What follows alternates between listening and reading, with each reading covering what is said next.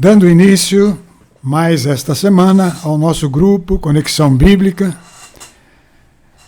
damos boas-vindas a todos os que sintonizam a nossa reunião via internet, tratando de assuntos da Palavra de Deus, e que tem sido o último tema, as parábolas do reino, né? E hoje tem um tema que parece estranho para as parábolas do reino, não é uma parábola, é o livro de Jó. Mas dentro do tema das últimas parábolas que nós tratamos, que foram a da ovelha perdida, a moeda perdida, o filho pródigo e o filho mais velho, né? Dentro desse tema tem tudo a ver com o livro de Jó, né? Isso é que nós vamos ver e vamos tratar sobre isso na sequência, né? Mas agora, o mais indispensável para nós é nos colocarmos na presença de Deus. E vamos fazer segundo o mandamento dele. E por isso estamos aqui reunidos em nome do Pai, do Filho e do Espírito Santo. Senhor, nós vos louvamos a oportunidade de crermos, de estarmos unidos na mesma fé. Olhai por todos nós, Senhor, neste momento de partilha dos bens preciosos do vosso reino. Ajuda-nos, Senhor, a levar isso adiante. Todos nós, aqueles que ouvem e quem está falando, e que tudo seja para a glória do vosso nome. Porque, Senhor, sois digno de todo louvor e adoração, hoje e para todo sempre. Amém. Bom, vamos começar então esse assunto, né? Como eu disse, a gente estava tratando daquelas parábolas da ovelha perdida, da moeda perdida, e depois então o texto desenvolvido, né, que é apresentado no filho pródigo, que nós dividimos em duas, e filho mais velho, né? Elas casam direitinho, todas tratam de um aspecto essencial na vida de todo cristão, que é o processo do arrependimento. Nós terminamos essas parábolas que eu acabei de dizer, o assunto, né, com essa tela aí. O cristão precisa ver Deus. É uma coisa extraordinária. Eu tinha dito que no Velho Testamento, todos aqueles que viveram a antiga aliança tinham uma noção muito clara de que aquele que conseguisse ver a Deus nesse mundo não permanecia mais, ele morria, né? Era impossível ao homem ver a Deus, né? E na nova aliança, esse degrau é superado, né? A gente é chamado agora a ver Deus. Mas onde está escrito isso, né? Ver Deus é conhecê-lo intimamente, né? E conhecê-lo é aquilo que Jesus falou: quem me vê, vê o Pai. Né? Ele falou para Filipe, lembra? Nós falamos sobre isso. Um dos discípulos, naquele dia, naquela conversa antes da crucificação. E ele também disse: eu sou o caminho, a verdade e a vida, o caminho que leva ao Pai. Né? Então, essa caminhada com Jesus é o chamado de cada cristão. Caminhar com ele é para conhecê-lo, e conhecê-lo é ver Deus. Quem vê ele, vê o Pai. Então, esse processo nos lança para uma situação de reconhecer diferenças, as nossas diferenças em relação a Jesus. E isso é o conceito contido na palavra arrependimento. Arrependimento é mais do que eu simplesmente me afligir por causa de um erro. Ele, na verdade, é um reconhecimento consciente na nossa mente, na nossa alma do erro, né? E a disposição de deixar coisas, né?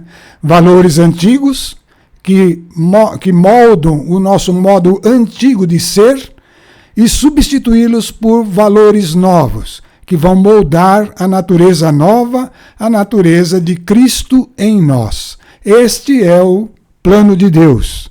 A Bíblia diz que Cristo em nós é a esperança da glória. Lá no alto, Deus está olhando para você e para mim, e Ele quer ver Cristo em nós, né?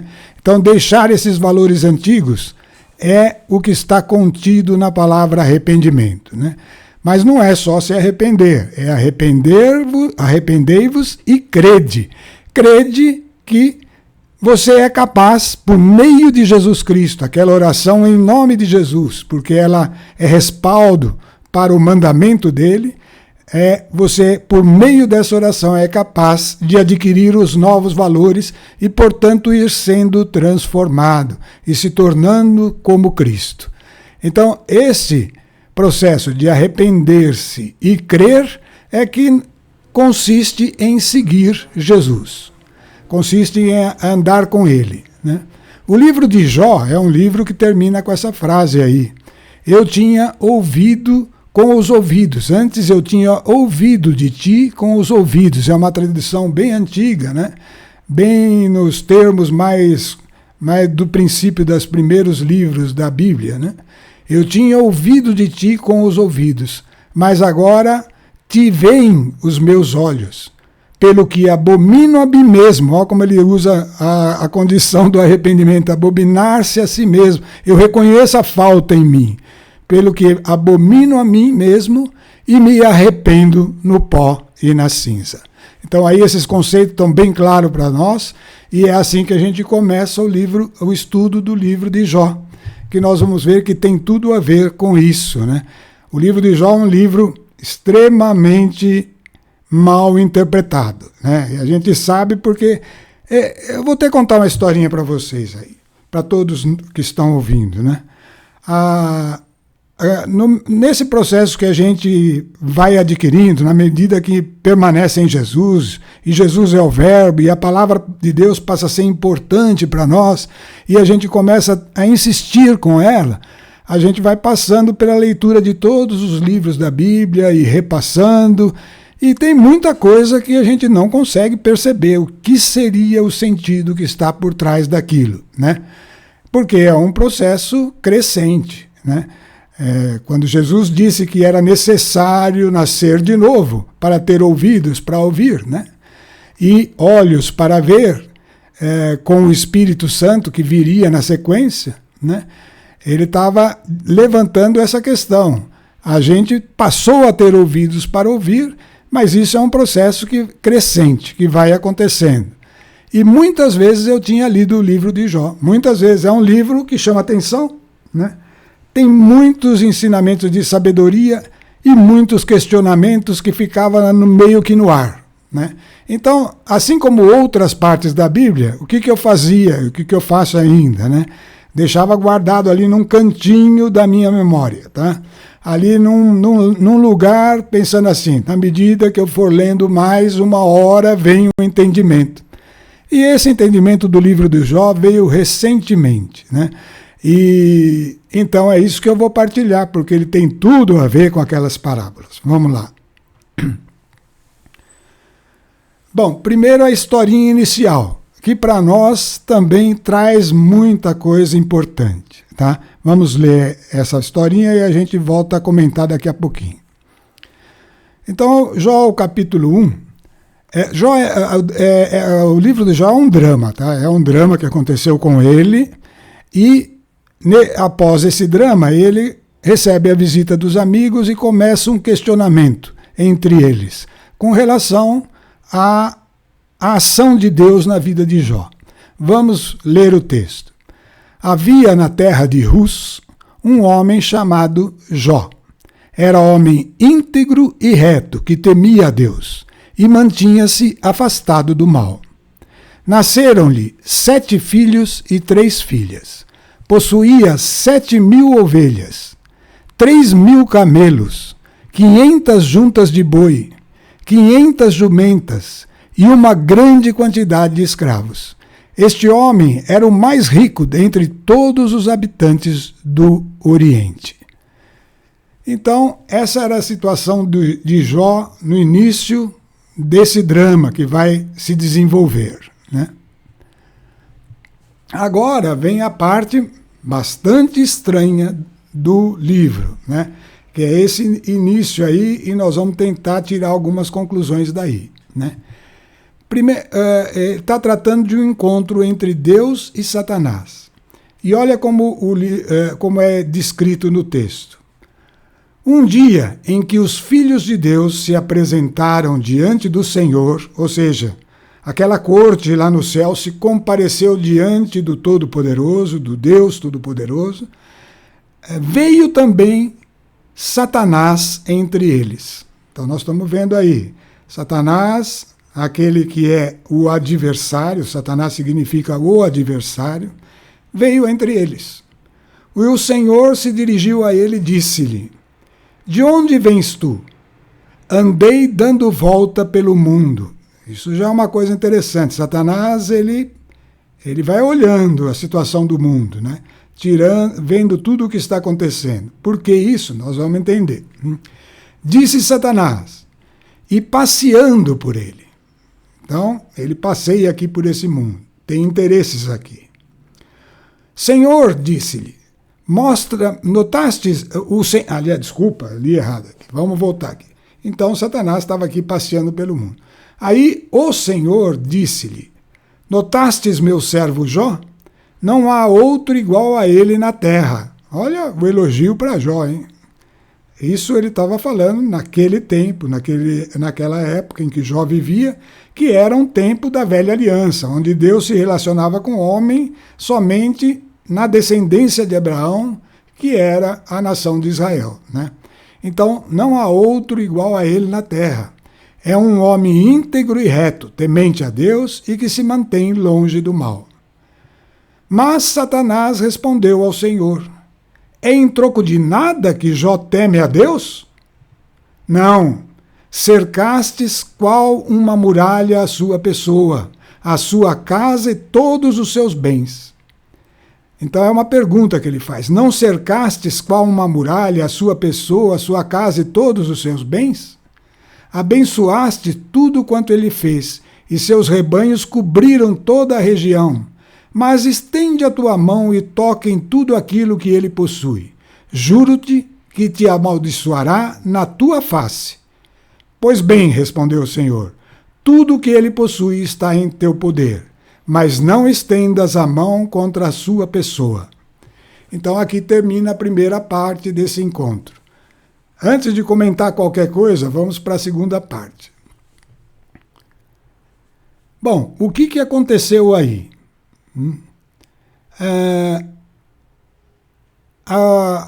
A família de Jó, aquela que descreveu lá, vamos voltar rapidinho ali no texto, né? Possuía tudo isso aí, ó. Nasceram 7 filhos, 3 filhas, 7.000 ovelhas, tinha camelos, toda essa riqueza enorme que fazia dele o homem mais rico, né? O que aconteceu de repente? É um caso assim, como que uma avalanche de situações totalmente absurdas e adversas, né? Primeiro, os filhos de Jó tinham se reunidos na casa do filho mais velho para uma festa, tá? E os servos de Jó estavam lá, cuidando de todas esses ovelhas, camelos, juntas de boi, jumentas. Estava lá aqueles servos que cuidavam de tudo isso, né? E o que aconteceu? De repente, um povo que vivia ali nas proximidades, os sabeus, né? Atacou um grupo dos servos de Jó que estavam cuidando dos bois e matou todos os bois, inclusive os servos, mas um saiu correndo e foi avisar Jó, tá? Enquanto ele estava avisando Jó, chegou um outro servo, né? Dizendo que uma tempestade violenta veio do céu e destruiu todas as ovelhas e matou os escravos que estavam cuidando das ovelhas, né? Enquanto ele estava falando isso, chegou um terceiro servo, né? Dizendo que outra tribo, a dos caldeus, veio em 3 bandos e pegou todos os camelos e escravos e roubou, né? Levou embora e matou os escravos. E essas notícias chegaram assim como uma onda após a outra diante de Jó, até que veio mais um servo ainda correndo, né? e falou, os seus filhos e suas filhas estavam reunidos na casa e de repente veio um furacão violento e a casa ruiu sobre eles e morreram todos. Eu me salvei e vim contar, né? Então aconteceu essa enormidade de problemas de uma única vez, né? Então o que aconteceu com Jó é o que conta aí na continuação do texto. Jó então se levantou, rasgou o seu manto, rapou a cabeça, depois caindo prostrado por terra, disse: Nu saí do ventre de minha mãe, e nu voltarei. O Senhor Deus deu, e o Senhor tirou. Bendito seja o nome do Senhor. Em tudo isso Jó não cometeu pecado algum, nem proferiu contra Deus blasfêmia alguma. Bom, então terminou essa primeira etapa aí e Jó ficou lá sem nada, né? Mas aconteceu outra ocasião novamente lá no céu. A corte se reuniu e veio junto com os filhos de Deus, veio Satanás, né? Então, desta vez, no capítulo 2, o Senhor disse-lhe: Notastes o meu servo Jó? Fez a mesma pergunta. Não há ninguém igual a ele na terra. É um homem íntegro e reto, temente a Deus, que se mantém longe do mal. Ele persevera sempre em sua integridade, e foi em vão que me incitastes a perdê-lo.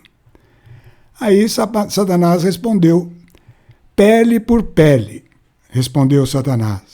O homem dá tudo o que possui para salvar a própria vida. Mas estende tua mão e toca-lhe nos ossos e na carne. Juro que te renegará em tua face. E o Senhor disse a Satanás: Pois bem, ele está em teu poder, poupa-lhe apenas a vida. Bom, pessoal, esse é um texto mais estranho que a gente pode encontrar, né? Um fato que precisa ser refletido. As coisas na Bíblia não estão lá à toa, né? É preciso que chame a atenção da gente mesmo, especialmente esse livro aí, né? Outra coisa que é extremamente mal entendida é a questão de Satanás, né? E aí tem alguns aspectos que chamam a atenção, a gente precisa dar valor a estes aspectos, né? Eu separei alguns aqui que eu vou citar para vocês. Primeiro, Satanás possui uma glória, concordam?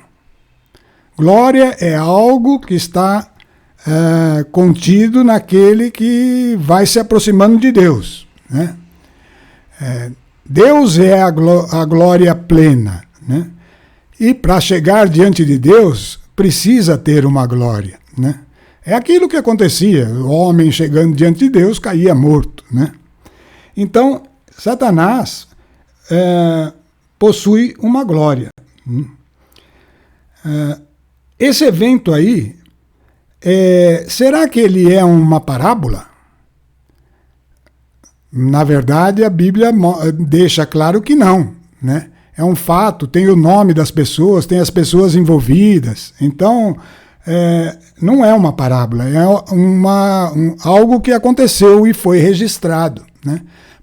Até é curioso saber quem registrou esse livro, mas provavelmente, se fosse para mim apostar, eu diria que foi um dos amigos de Jó, e provavelmente aquele último que chegou mais próximo do que Deus esperava deles no debate com Jó, e que registrou, né? Mas é um livro, uma história que registrou e que conta detalhes. Portanto, não é uma parábola, né?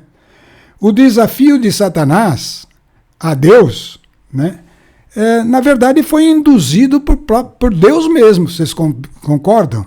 Foi Deus que provocou Satanás. Falou: viu o meu servo Jó? Não há outro igual a ele na terra, né? Então, esse desafio foi feito a Satanás e Satanás retrucou, então, com os seus argumentos lá, né? O primeiro com relação aos bens e depois com relação à própria carne, né, de Jó.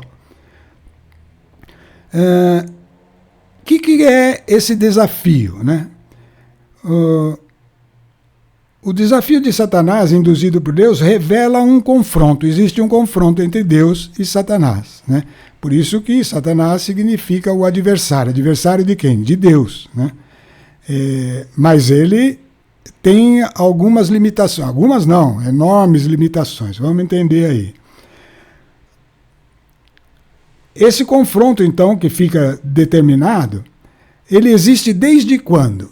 Se você ler a Bíblia, a primeira vez que Satanás aparece, quando que foi? Todo mundo vai lembrar que foi lá no Gênesis. Então não é uma coisa anterior, não é uma coisa posterior à criação do homem. Já tinha antes da criação, né? E por quê? Porque Deus criou o homem, criou todo esse universo, o universo que existe não é algo grandioso do tamanho do céu, não, ao contrário, ele foi criado só para gerar o homem, só para que aquele planetinha Terra ali fosse o lugar onde fossem gerados os filhos de Deus. Então tudo isso que foi criado neste propósito, façamos o homem à nossa imagem e semelhança. E foi aí a primeira vez que Satanás se manifestou. E foi ali naquela conversa entre Adão e Eva, né, onde ele semeou a semente do pecado e o homem caiu, né? É lógico que tudo isso, Deus é onisciente, sabia de tudo, porém algo está sendo preservado aqui, a decisão do homem. A decisão do homem fica na mão dele. Deus tinha dado a palavra, Satanás deu a palavra dele. O homem aceitou a palavra de Satanás e caiu. Então esse é o primeiro problema. Mas por que isso? Porque desde aquele momento Satanás tinha um propósito. E é isso, a gente vendo a história de Jó começa a entender o que está acontecendo aí, né? Então esse confronto entre os dois, né? Ele existe e ele existe desde a criação do homem. Pode-se tirar daí uma conclusãozinha que fica aí para ser julgada? Provavelmente existiu uma reação da parte desse anjo, que é descrito com todos os detalhes em Ezequiel, no livro de Ezequiel, capítulo 28, lendo aí do versículo 14 a 17, ou até mais alguns que tem lá, vai se descrever a glória de Satanás, aquilo que ele era, a perfeição a qual ele chegou e o momento em que surgiu a iniquidade dentro dela e ele acolheu essa iniquidade e aí se dispôs a ir contra Deus, tá? Então, isso tudo está descrito lá, é bíblico e, portanto, o que eu estou falando tem fundamento. Então, desde a criação do homem, provavelmente porque Deus fez o homem para ser maior que os anjos. E Satanás era o maior dos anjos. Pelo menos o texto diz. Não em um lugar só da Bíblia, em 2 lugares, né? Um deles é esse que eu falei, Ezequiel, capítulo 28. Né? Então, esse confronto existe desde aquele momento. Ele age, se você reparar no texto que nós lemos, ele age dentro de um critério de justiça. Qual é essa justiça aí? A justiça é entre aspas, mas ele não pode ofender a justiça além de determinado ponto, a vontade de Deus além de determinado ponto. Na verdade, não é nem bem justiça, talvez não seja a melhor palavra, seria dentro de uma legalidade, vamos dizer assim, né? Ele precisa de um consentimento para agir. Você vê que ele lançou aquela proposta e Deus consentiu, né? Quando Deus consentiu, aí ele age. Então nós podemos concluir daí que Deus consente a Satanás agir na medida em que o homem também realiza esse consentimento. O que eu estou querendo concluir com isso? Que cada um de nós fica mais ou menos à mercê de Satanás, segundo o grau de entrega que nós damos, ou para Deus ou para Satanás. Isso dá direito legal a ele, tá? Não foi assim com Adão. Ele rejeitou a palavra de Deus, aceitou a palavra de Satanás, né? Então aqui um ensinamento importante. Às vezes as pregações falam assim, você tem que expulsar o demônio, fazê-lo sair. Tudo bem, Porém, cuidado. Antes, existe algo mais importante que você tem que descobrir, que é aonde você consentiu que aquilo te atingisse. Porque sabendo disso, você tem o poder de renunciar, e é isso que Deus quer. Arrependei-vos e crede. E aí, o bloqueio contra a ação de Satanás. E aí é eficaz. Então, isso é mais algo que nós podemos extrair destes textos, né? Bom, continuando aí. Então, agora, Satanás recebeu autorização para tocar em todo o corpo de Jó, com exceção da vida.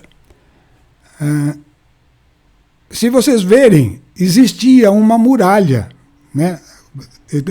Vamos acrescentar mais essa informação, que cercava Jó. Isso significa que aquele que está debaixo da graça de Deus, cumprindo o pacto de aliança, e no caso de Jó era a velha aliança, e ele cumpria, né? Ele é protegido com uma muralha. E dentro da muralha ele é protegido com uma armadura. É como que se fosse um castelo, com aqueles que estão protegidos dentro do castelo e com armas. O primeiro baluarte que caiu foi a muralha que protegia os bens. E depois, na segunda etapa, foi o revestimento que protegia a carne, os ossos e a carne, que caiu na segunda consentimento de Deus, né? Então, é algo que para nós é importante. Lembra de Paulo falando, vigiai e orai, né? E nós temos que estar colocado debaixo da graça de nosso Senhor Jesus Cristo e revestidos da armadura para vencer o maligno. É assim que nós lutamos contra ele, né? É assim que nós lutamos, não, prevalecemos por meio de Jesus Cristo. Então tudo isso é para refletir. Bom, mas o que aconteceu depois que foi liberado que Satanás tocasse no corpo de Jó? Satanás retirou-se da presença do Senhor e feriu Jó com uma úlcera maligna, desde a planta dos pés até o alto da cabeça. E Jó pegou um caco de telha para se coçar, a aflição que ele sentia, né? Assentou-se sobre um monte de cinza, sinal de total martírio, né? Sua mulher disse-lhe, persistes ainda na tua integridade? Amaldiçoa a Deus e morre, é melhor, né? Então, Jó respondeu, falas, respondeu ele, como uma insensata. Se aceitamos de Deus a felicidade, não deveríamos também aceitar a infelicidade? Em tudo isso, Jó não pecou por palavras. Bom, até aí estava tudo assim, é uma situação horrível, né? Tremenda. Perdeu tudo, os filhos, as filhas, os bens, os servos que conviviam com ele, que eram parte daquela comunidade de Jó, e todos os bens, tudo aquilo desapareceu de repente, né? Mas ele, assim, por palavra ainda não tinha pecado. O problema é lidar com tudo isso, é que vem daqui para frente, tá? Jó tinha 3 amigos, ele tinha mais, mas 3 amigos dele especificamente, Elifaz de Temã, Baldade de Suás e Sofar de Naamate, souberam de todo o mal que lhe tinha sucedido e vieram cada um de sua terra e combinaram ir juntos exprimir sua simpatia e suas consolações. Estavam indo porque conheciam Jó, sabiam como ele era, né? E viram e souberam daquela situação absurda, extremamente dramática, né? Então, enfim, quando eles estavam lá, eles encontraram o Jó daquele jeito, sentado na cinza, todo decompondo-se o seu próprio corpo, e ele quieto, em silêncio. Jó ficava em silêncio. De repente, enfim, Jó abriu a boca e amaldiçoou, não a Deus, mas o dia do seu nascimento. E aí vai se lamentando, começa uma lamentação grande de Jó. Pereça o dia em que nasci e a noite em que foi dito, nasceu um menino. Todos os meus temores se realizaram. Aquilo que me dá medo vem atingir-me. Não tenho paz, nem descanso, nem repouso. O que vem é agitação. Então, peraí, eu tenho que fazer aqui mais um esclarecimento, que é o seguinte: nesse estudo que estamos fazendo, o livro de Jó é um livro bem grande. São 41 capítulos, se não me engano, 40 ou 41, né? E com textos longos, que tratam... É um livro de sabedoria, porque leva a esse questionamento da ação de Deus, da ação de Satanás e da lei, o que era o apoio de todas aquelas pessoas, né? E esses questionamentos abriam portas para outros que nós vamos passar através do texto, tá? Então, tudo isso não dava para a gente colocar em dois dias, que é o que nós vamos fazer. Por isso eu peguei resumos, peguei pontos de cada capítulo que chama atenção sobre o contexto do capítulo. Só isso, né? É lógico que está bem mais restrito do que se você lê o livro. Só que também tem uma vantagem, como fica destacado os pontos mais que chamam atenção, fica mais fácil de entender. Lendo o livro como um todo, é mais difícil, você se perde um pouco lá nos conceitos. Mas é importante e que deve ter coisas ainda a mais para extrair. Porém, eu estou tentando pegar aquilo que mais chama a atenção, tá? Então foi assim. Então os 3 amigos de Jó, esses 3, Elifaz, Baldade e Sofar, vieram lá e, de repente, Jó, que estava em silêncio, começou a se lamentar, não tenho paz, nem descanso, nem repouso. E o que eles começaram a fazer? Vai acontecer um confronto entre os 3 amigos, entre Jó e seus 3 amigos. Por que vai acontecer um confronto? Porque é o seguinte: Elifaz, Bildade e Sofar vão diante dos comentários de Jó, alternando-se em argumentos para explicar, para dar uma razão para a situação em que Jó estava, explicar a situação que Jó estava vivendo. E a maior parte dos argumentos baseiam-se nos seguintes termos da lei. Aqui eu vou passar uma passagem da lei que justifica os argumentos de Elifaz, Bildade e Sofar. Por que eles vão se postar, vão assumir uma postura de acusação de Jó? Essa postura muito forte, né? Então vamos ver o porquê. Porque eles viviam a lei, tinham que crer na lei, tinham que praticar a lei, e a lei era a expressão da vontade de Deus. E olha o que a lei dizia, né? Está lá em Deuteronômio 7, e falava sobre as bênçãos daquele que cumpria a aliança, né? Tem outros textos desse no Deuteronômio mesmo, no Êxodo, no livro do Êxodo, mas esse aqui é um resuminho bom que serve para a gente entender, né? Que eram as promessas da lei. Nós já tratamos nos nossos grupos das parábolas aí e de outros temas sobre as promessas da nossa aliança. Mas as promessas da velha aliança, em resumo, resumidamente, eram essas que estão aí na tela. E diz assim, Deuteronômio 7, de 12 a 15, se ouvirdes estes preceitos e praticardes fielmente. E Deus acreditava que Jó praticava fielmente, né? Ele sabia, né? O Senhor teu Deus guardará contigo a aliança de misericórdia que jurou aos seus pais, amando-te, abençoando-te, multiplicando-te.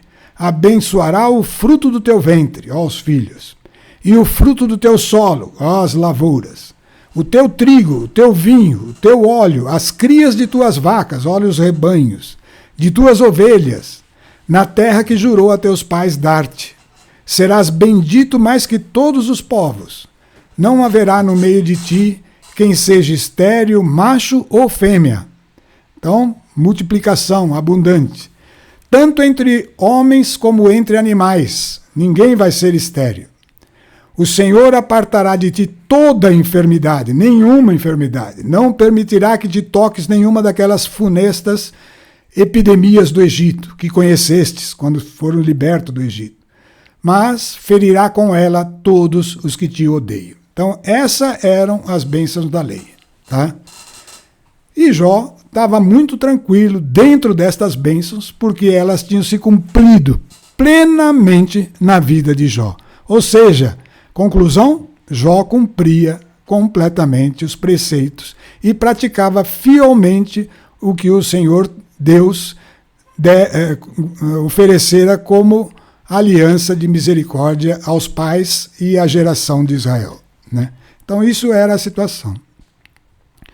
A partir disso, os amigos de Jó insistem em afirmar que Jó falhou, de alguma forma, no cumprimento da lei e, portanto, está sujeito à maldição, porque o que aconteceu com ele foi uma tremenda maldição, né? Que abrangeu toda a geração dele e todos os bens dele, né? Caiu a muralha e caiu a armadura, foi atingido de toda forma, só não morreu, né? A única coisa que aconteceu, como Deus disse, poupa-lhe a vida, né? Então, era essa situação, eles insistem que falhou de alguma forma no cumprimento da lei, né? E aí eu vou fazendo um resumo dos comentários dos amigos de Jó, tá? E nós vamos ver que em todos eles vai bater nessa tecla, né? Jó pecou. E eu sei a solução para ele sair dessa. E vai dando a solução para Jó, que cada vez ofende ele mais, tá? Então vamos entender. Elifaz falou assim, é uma pequena parte, mas eu estou pegando algumas, tá? Se arriscarmos uma palavra, talvez ficarás aflito. Você vai ficar bravo com o que eu vou dizer, em outras palavras. Mas quem poderá impedir-me de falar? Não tem jeito. Isso eu sei a razão por que está te acontecendo. Primeiro, reflete bem. A muitos ensinastes. Deste força às mãos frágeis. Tuas palavras levantaram aqueles que caíam. Fortificastes os joelhos vacilantes. Olha como ele conhecia Jó, né? E agora é a tua vez, enfraqueces. Quando és atingido, te perturbas. Levanta-te.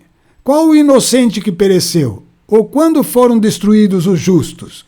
Então ele está dando para Jó com firme convicção, ó, você não está mais inocente. Aconteceu alguma coisa com você, você não é mais justo, porque os justos não são destruídos e o inocente não perece. E aí ele acrescenta ao longo do texto, vai falando muito sobre isso, vi o insensato criar raízes, de repente sua morada apodreceu. Ele coloca Jó nessa figura, né? Bem-aventurado o homem a quem Deus corrige. E aí ele dá um alento para Jó. É Deus que está te corrigindo. Não desprezes a lição do Todo-Poderoso, pois ele fere e cuida. Se golpeia, sua mão cura. Assim escuta e tira proveito. Bom, esse foi Elifaz. Vamos ver o Bildade. Aí Bildade falando. Não está na ordem certa lá do livro, mas eu peguei porque senão ficava pulando de um para a resposta de Jó, de outro para a resposta, e aí vai confundindo um pouco. Então eu peguei primeiro um apanhado dos amigos de Jó falando. Então no capítulo 8, Bildade diz assim, porventura Deus fará curvar o que é reto? Novamente, falando, ó, você não está mais na retidão. O Todo-Poderoso subvertirá a justiça? Em outras palavras, você não está mais na justiça. Se recorreres a Deus, se implorares ao Todo-Poderoso, se fores puro e reto, se você se voltar a ser puro e reto, Ele atenderá a tua oração e restaurará a tua morada de justiça. De fato, Deus não rejeita o homem íntegro. Se você está rejeitado, é porque você deixou a sua integridade. Não dá mão aos malvados. Nem dá mão aos malvados. Ou seja, ele não pode ajudar os malvados. Ele porá de novo o riso na tua boca e em teus lábios gritos de alegria. Então era na condição dele se voltar para Deus, volta para Deus, né? E cada vez mais isso afligia Jó, né? Vamos para Solfar. Ficará sem resposta aquele que fala muito, porque Jó rebatia esses argumentos, insistindo, como nós vamos ver na sequência aí, os textos de Jó, tá? Se Deus te revelasse os mistérios da sabedoria que são ambíguos ao espírito, para o espírito, saberias então que Deus esquece uma parte de tua iniquidade. Pessoal, essa frase, sim, essa frase é verdadeira. Mesmo Jó sendo perfeito, mesmo Jó sendo justo aos olhos da lei, certamente nos mistérios do Espírito, lá no âmago,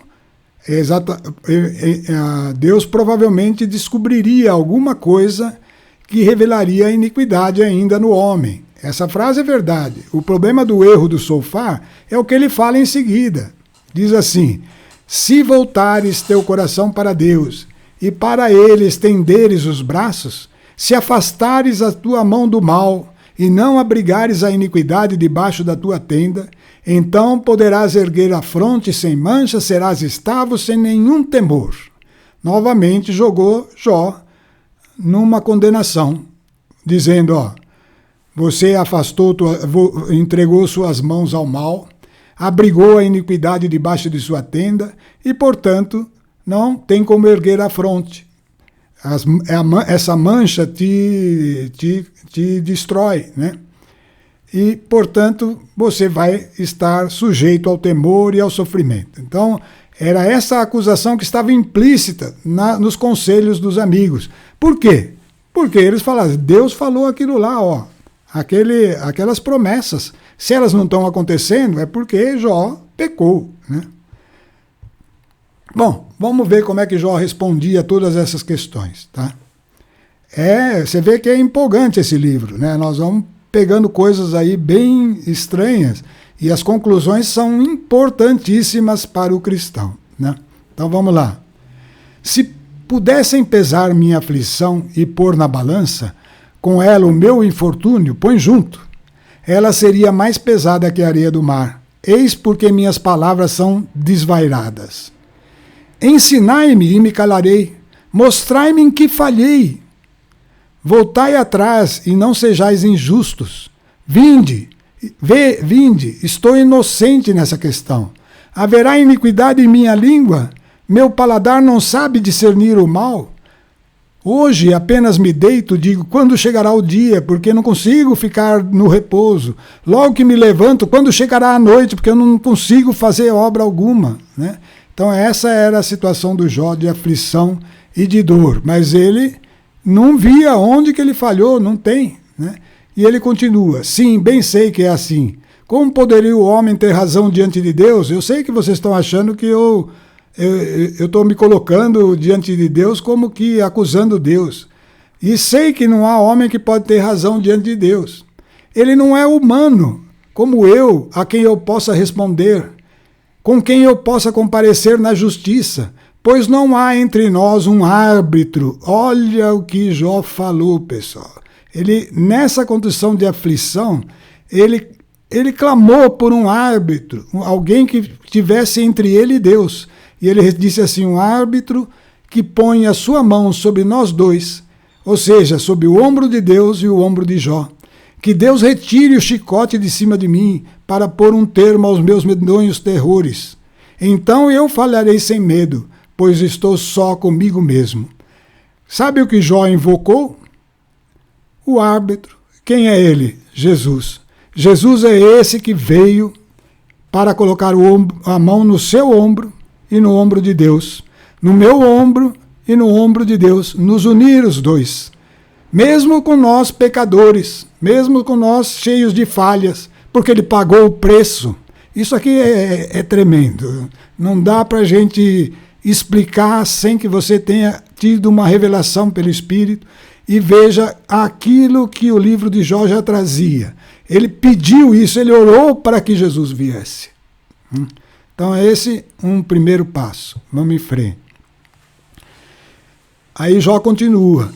Em lugar de me condenar, direi a Deus, mostra-me por que razão me tratas assim. Pessoal, guarda essa frase. Essa frase é uma frase que falta a nós, cristãos. Muitas vezes estamos em adversidade e ficamos pedindo para Deus tirar a adversidade. O mais importante é que Deus nos mostre a razão. Porque aí a gente pode tomar aquela decisão, pode se arrepender, pode ir para Jesus, pedir a transformação e libertar-se. E Jó fazia isso sem conhecer toda a profundidade da nova aliança, né? Mostra-me por que razão me tratas assim. Sabes que não sou culpado e que ninguém me pode livrar de tuas mãos. Então, esse aspecto, mostra-me, vai ser muito importante para todo cristão, né? Mais do que querer se livrar do mal ou querer lutar com orações poderosas de expulsar o mal, é saber a razão. Lembra de Paulo? Paulo, quando se converteu, ficou cego vários dias. Depois a visão veio, mas não voltou ao normal. E por um tempo Paulo, o apóstolo Paulo, sofria um espinho na carne, era aquela cegueira parcial, né?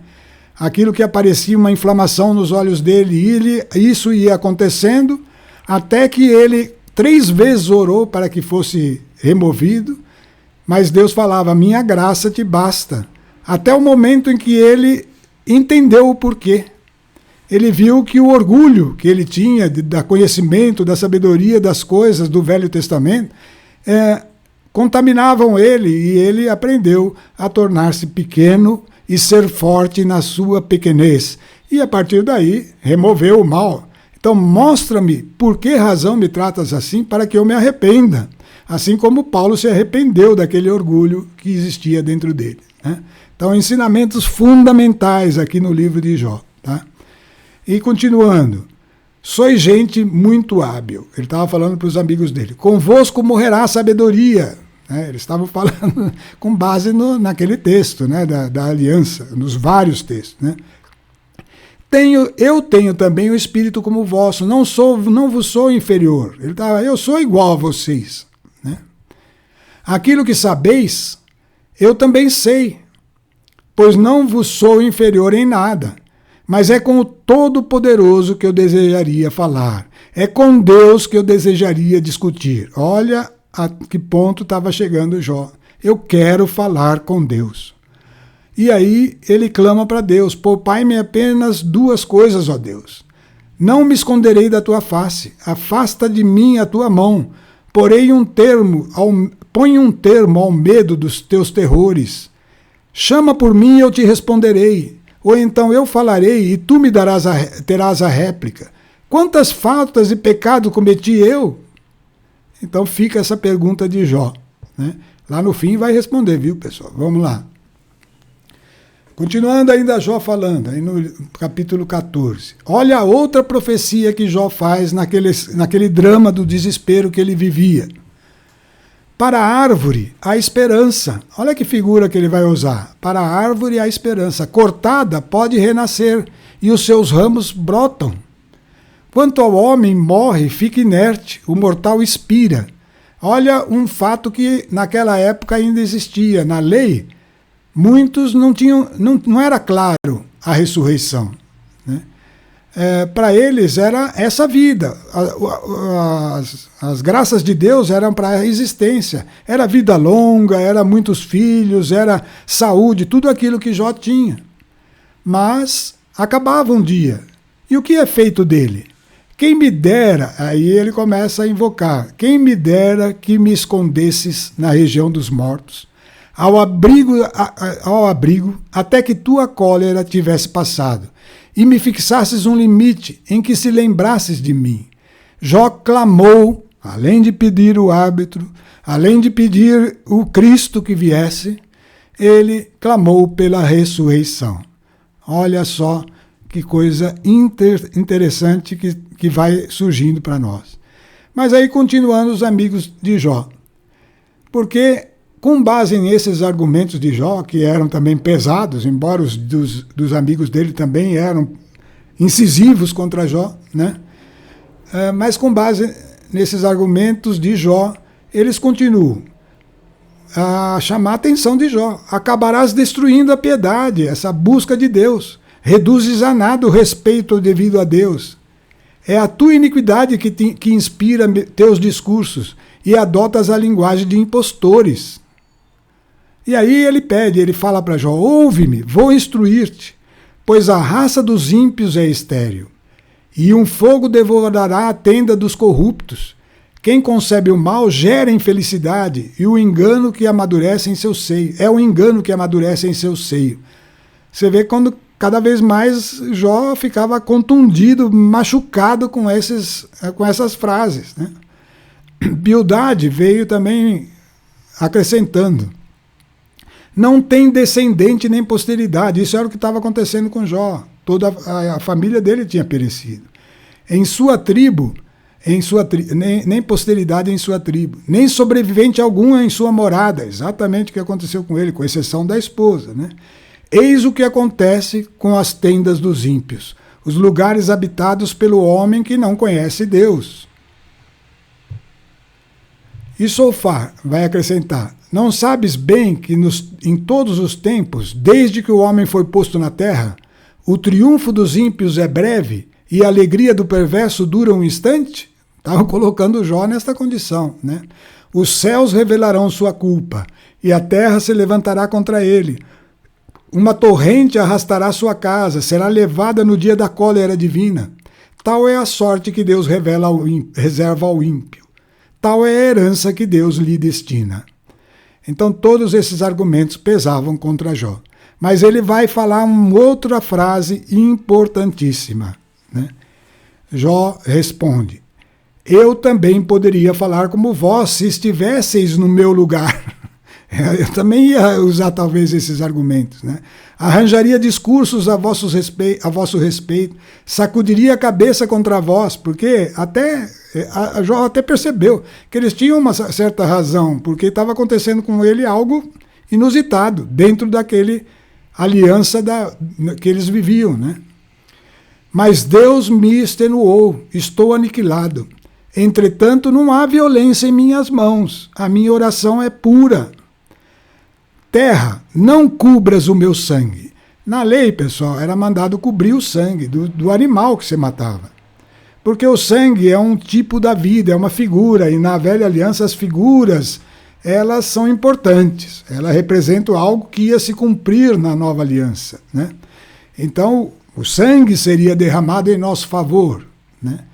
E, portanto, o sangue era algo que o judeu não podia tomar, nem beber. O único sangue que vai poder ser tomado é o sangue do Salvador, de Cristo, né? E ele estava clamando que o sangue dele não fosse coberto e que seu grito não seja sufocado, porque o sangue clama da terra. Sodoma e Gomorra era um lugar de injustiça, de pecado pernicioso por toda parte, mas o sangue que era derramado lá clamava a Deus que eles vieram para destruir Sodoma, né? Esse sangue não seja sufocado pela tumba. Tenho desde já uma testemunha no céu, novamente falando de Jesus, um defensor nas alturas. Minha oração subiu até Deus e meus olhos choram diante dele. Então ele estava dizendo que o sangue dele estava clamando, né? Esse clamor do sangue, ele estava esperando. Esse clamor chega até Deus, né? E aí ele continua: meu espírito vai se consumindo e meus dias se apagam. Só me resta o sepulcro. Até quando afligireis a minha alma e me atormentarei com vossos discursos? Aí ele está falando para os amigos. Eis que já por 10 vezes me ultrajastes. Não vos envergonhais de me insultar? Sabei que foi Deus quem me afligiu e me cercou com sua rede. Ele insistia nisso. E os amigos dele não podiam concordar com isso. Mas, de qualquer forma, tinha um problema com os amigos, né? Eles conheciam Jó. Eles deviam deixar uma porta aberta para a dúvida, né? E Jó continua: compadecei-vos de mim, ao menos vós que sois meus amigos, pois a mão de Deus me feriu. Quem dera se as minhas... Olha que legal. O último texto das palavras de Jó, que trazem uma conclusão que se lança para a nova aliança, tá? Quem me dera as minhas palavras pudessem ser escritas. Quem dera fossem consignadas num livro. É exatamente o livro que nós estamos lendo, né? Gravadas por estilete de ferro em chumbo, esculpidas para sempre na rocha. Eu sei que meu vingador, olha Jesus aí de novo, meu vingador está vivo e que aparecerá finalmente sobre a terra. Por detrás de minha pele que envolverá isso, na minha própria carne verei a Deus. Está vendo que ele profetizou esse livro que nós estamos tratando, esse livro aí é absurdo, assustador, mas cheio de conteúdo de vida, né? Profecia da existência do livro de Jó no contexto da Bíblia Sagrada. Tá? Ele profetizou isso, ele clamou por isso. E tudo que ele clamou, então, veio na nova aliança. Né? Segue na sequência os capítulos 21 e 24. Esses capítulos nós não vamos tratar hoje. Sabe por quê? Eles se encaixam direitinho em uma das parábolas que virão depois. E são um pouco fora, assim, da questão de Jó em si. É que naquele trato com os amigos dele, de sabedoria, de entendimento das coisas da palavra, querendo cada um provar o seu argumento, né? Chegou uma hora que Jó estava tão oprimido, que ele começa a falar, eu tenho medo de pensar isso que eu estou pensando. Mas ele levanta a questão da prosperidade dos maus, porque tinha tantos maus que prosperavam, e eles falavam que só que o ímpio não prospera, mas a prosperidade dos maus. E outra, o sofrimento de alguns que estavam na pobreza, né? E eram explorados pelos maus. E como fica estes, né, no contexto? Esses questionamentos nós não vamos tratar hoje. Esses capítulos serão tratados na parábola do rico e do Lázaro, e aí a gente vai entender esse capítulo 21 e 24. Tá? Bom, nós estamos aqui chegando no final do nosso estudo de hoje, porque a segunda parte, que vão estar todas as conclusões lá, né? Começa daí em diante e não vai dar para apresentar tudo hoje. Tá? Então, vamos prestar bem atenção em tudo isso, o conceito da existência de Satanás, o modo de agir de Satanás, mostrado lá naqueles primeiros capítulos, toda a questão levantada pelos amigos de Jó, que eram certas dentro da visão da lei, mas que não se aplicavam a Jó porque ele cumpria a lei. Ele sabia plenamente que cumpria. Os amigos ficavam na dúvida, né? Mas eles tinham uma certa culpa, porque eles tinham conhecido bem Jó. Eles sabiam como ele era. Eles tinham opiniões sobre ele, né? Então, tudo isso vai ser revelado agora na próxima parte, na segunda parte, e nós vamos ver as conclusões, que são essenciais, porque o livro de Jó era um livro que, no contexto da Velha Aliança, com todas as questões da Velha Aliança, apontavam para a nova e eterna aliança, como Jó fez, clamando por Jesus, clamando por aquele que é o árbitro, que é ele mesmo, clamando pela ressurreição.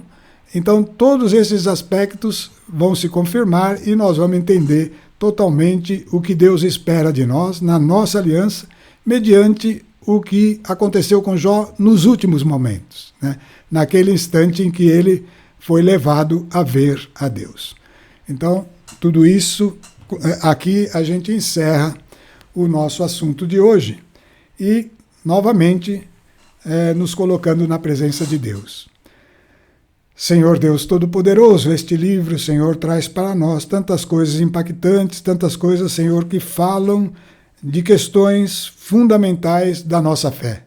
Ajuda-nos a entendê-las, Senhor, com a luz do Teu Espírito, que elas se tornem cada vez mais claras e razão de ação para nós, de modo de ser transformado, Senhor, pela força do Teu poder.